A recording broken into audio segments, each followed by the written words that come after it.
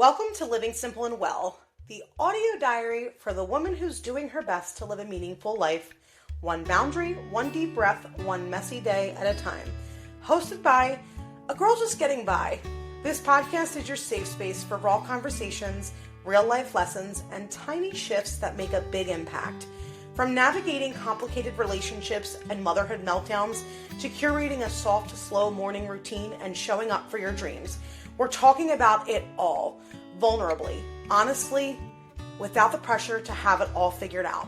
Here, it's not about hustle culture or perfection. It's about coming home to yourself, simplifying the noise, and choosing to live well on your own terms. So pour your coffee, take a walk, or hide in your closet for some peace and quiet. You're safe here. Hi, love, and welcome back to Living Simple and Well, the podcast where we slow down, tell the truth, and make room for softness in the middle of very real life. I am so grateful you're here. I know I say that every single week, but I'm genuinely so serious when I say that. Connecting with all of you through this podcast has truly just made me full of gratitude for taking the leap, making the decision to start this podcast, and trusting that my journey and things that I've learned and topics I'm willing to share about and apply to real life and, get very raw and vulnerable with you has just been so worth it. And I just so appreciate all of you. So thank you from the bottom of my heart for being here. Today's episode is a little more personal, a little more raw, but I think it's time.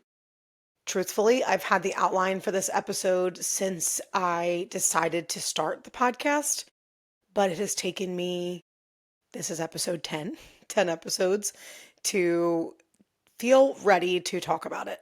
And it's more personal because it's my journey, my wellness journey, talking about wanting a baby and trying to conceive, weight loss, what wellness really means to me, and what I've been through. So I am both nervous and excited to dig in today. And so I hope that you get out of this what you need. And I hope that my journey can be a point of connection for you if you are on one or starting one yourself. I genuinely want to take you behind the scenes of my own wellness journey.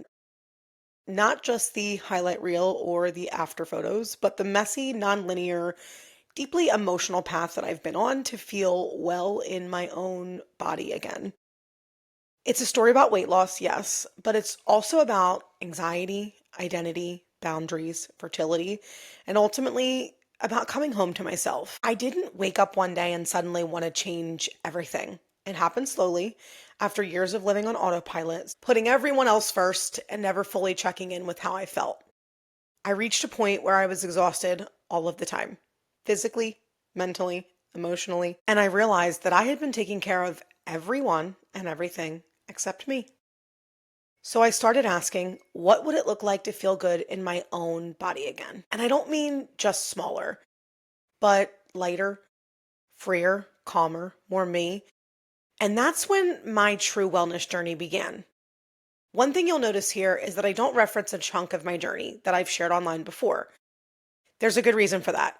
I feel a true wellness journey is about connecting with yourself, putting yourself first, and doing things for you. I've learned that, though, along the way. I do, however, believe some context is key here. So to catch you up, if you're finding me for the first time via this podcast, I've been sharing my life online since 2017. I stepped on a scale on my 5-year wedding anniversary and was at my highest weight. If you had asked me on my wedding day where I would be in 5 years, I would have said with a few kids, a family dog, and a beautiful home of our own. While we had 2 adorable pups and a beautiful home, there was a void left from struggling to conceive. I spent the next 1.5 years losing 125 pounds through meticulously tracking my macros and doing home YouTube workouts. I regulated my cycle, I got my PCOS under control, and I conceived our beautiful daughter in 2018. I knew right away that I wanted more babies. We never not tried over the years following. I had a difficult time postpartum regulating my emotions. We went into lockdown with the 1-year-old, and I hadn't actually gotten out of old habits. Another reason I don't necessarily consider this part of my wellness journey, more so my weight loss journey. And I do believe those two are very different. I did make the decision in 2021 to get a consultation for bariatric surgery. I was terrified. But honestly, I was ready for a change once and for all. And I thought that was the answer. I did have a successful gastric sleeve operation, and I did lose 125 pounds again in a 1.5 year period. I had been there for 2.5 years. While my cycle was regular, I felt better. I was stuck. After countless avenues of modern medicine and functional labs, a multitude of opinions and varying protocols, at the top of this year, I stripped it all away and went back to the basics. This is where I believe my actual wellness journey began. Here's the thing. From the outside, I probably seemed like I had it all together. And maybe you can relate. I checked all the boxes. I was getting stuff done. I stayed organized. I showed up for everyone. But under the surface, I was tight, wired, chronically overthinking everything, and always trying to earn my rest periods, prove my worth, or fix the very next thing. And that, my friends, is what high functioning anxiety looks like. No one talks about how it affects your hormones, your digestion, your energy levels, your fertility. I had no idea how much stress was living inside my body or how it was quietly shutting me down. It wasn't until I finally slowed down. I started therapy, I invested in myself, and I got curious about why I felt the way that I did, that I began to see the pattern. I wasn't just anxious by nature. My body had been in survival mode for years.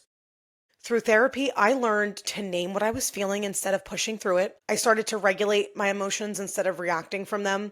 I began listening to my body, not judging it. And when I finally got that diagnosis of high functioning anxiety, not as a label, but as a lens, it became a way for me to understand myself better. It became the permission slip that I didn't even know I needed to start truly healing from the inside out. In the past, I'd always approached goals the same way. Go all in, fix everything, change overnight.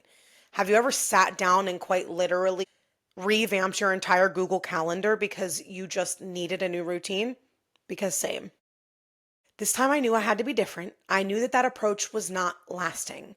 So I took what I've talked about, quite frankly, in many of our past episodes, if you've not listened yet, and I actually lived it. I broke my big goal into small, bite-sized habits. For instance, drinking water before coffee, walking after meals, creating quieter mornings without any screens, saying out loud, I'm caring for future me. Yes, daily affirmations are so powerful, friends. Letting food be nourishment, not punishment. Logging off when my nervous system needed space. These rituals became the foundation, not just tools to reach a goal, but anchors to who I was genuinely becoming. I spent the first 6 months of this year working on the inside, focusing on how I felt, not how I looked. I had a slower summer, and it allowed me to reflect on how I truly wanted to spend my days. I've talked about this in previous episodes as well, but the month of August quite literally rocked me. I set boundaries with people I thought were closest to me. I pivoted professionally when being forced out of my comfort zone to do so. And I simultaneously was gearing up for the busy season as a wife and mom, with school and extracurriculars beginning again and my husband's schedule changing, leaving him out of the house more often than not. This pushed me to really lean into the work I had been doing for myself, and ultimately led me to finding alignment in how I was spending my days and what I pour into, this podcast included. Physically, though, I knew I was doing the work to heal emotionally and felt ready to explore how I could ultimately conquer some big, scary goals from a different perspective, with weight loss still being there, but for a healthier me, not just a number on the scale. At this point, I had pared down my supplements. I had gone back to basics with my nutrition and was moving more intuitively. I wasn't seeing a shift on the scale, though. While I promised myself not to let the numbers drive me, I knew I needed them as a tool to get to my end goal. After doing a lot of research and speaking to trusted individuals, I decided to use a GLP-1 as a tool to support my weight loss journey. Not because I was lazy, not because I wanted a shortcut, but because after years of doing the work, I needed support. And I'm not ashamed of that. As controversial as they have been made out to be, I held off for so long because I didn't want a quick fix or a cure-all. I wanted a lifestyle change. And there's so much buzz around GLP-1s. It wasn't until I was educated, truly, on the ways that they could benefit me metabolically that I took the leap. Side note, not a doctor here at all, or even medically inclined. That'll be my husband. But I wanted to mention, I have healthier blood work than some of the healthiest people I know right now. I've been on a GLP-1 for 3 months now, if we want to talk numbers, and I'm down 23 pounds. I have not historically been able to get to this weight in my adulthood, even after the bariatric sleeve, in both of my combined weight loss journeys. At my highest weight, losing 125 pounds prior to conceiving, and then post bariatric surgery, losing that same 125 pounds. Yes, I have collectively lost 250 pounds by losing 125 pounds 2 times in the span of 3 or 4 years. I knew that I was stuck, genuinely stuck. And this was the right decision. This is the right decision for me on this wellness journey. And here's what I'll say. You can be intentional. You can move your body. You can eat nourishing meals. You can journal, meditate, go to therapy, and also use a tool that helps you regulate your hunger, heal your insulin resistance, or take some damn pressure off. There is no shame in getting help. This isn't a magic pill.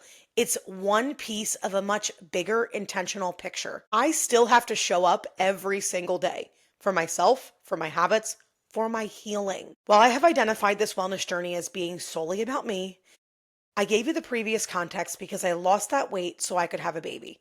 Point blank, period.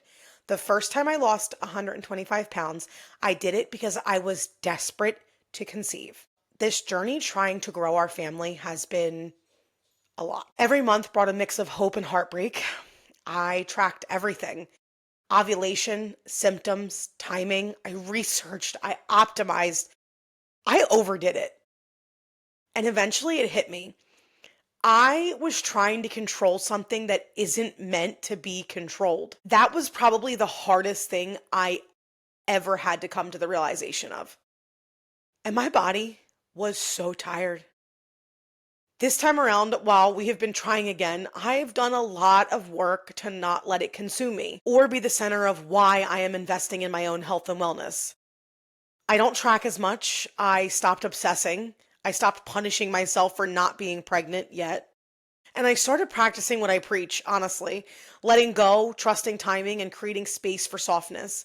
I won't say that I do this perfectly all the time, but I do feel a lot less pressure these days around this. I don't know how this story ends yet, but I do know this. Stress was not helping, and surrender, as scary as it feels, is healing me more than apps or spreadsheets ever could. What I've learned through all this, the wellness journey, the weight loss, the struggle to conceive, the worry of judgment, is that becoming who you're meant to be isn't arriving at some perfect destination. It's about showing up in a way that honors who you want to be. It's about acting like her before you are her. It's about becoming the version of you that's already well, already whole, already enough. Ritual by ritual, breath by breath, step by step.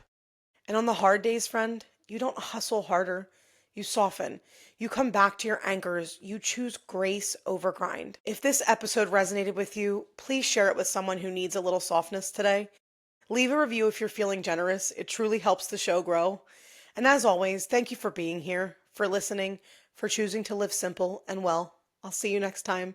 Take care, love.